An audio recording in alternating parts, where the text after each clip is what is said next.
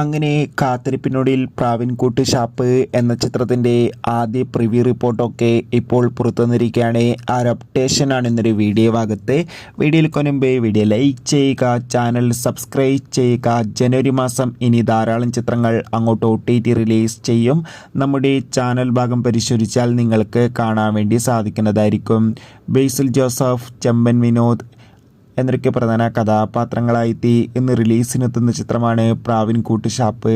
എല്ലാ സിനിമാ പ്രേമികളും ഒരേപോലെ ചിത്രത്തിൻ്റെ റിലീസിനായി ഏറെ ആകാംക്ഷയോടെയാണ് കാത്തിരിക്കുന്നത്. ഫൈനലി ചിത്രത്തിൻ്റെ ആദ്യ പ്രീമിയർ ഷോയുടെ റെസ്പോൺസൊക്കെ പുറത്തുവന്നിരിക്കുകയാണ്. ചിത്രത്തിൻ്റെ ആദ്യ പ്രീമിയർ ഷോ തന്നെ ചിത്രത്തിന് അതിഗംഭീരമായ പോസിറ്റീവ് റെസ്പോൺസാണ് നേടിയെടുത്തിട്ടുള്ളത്.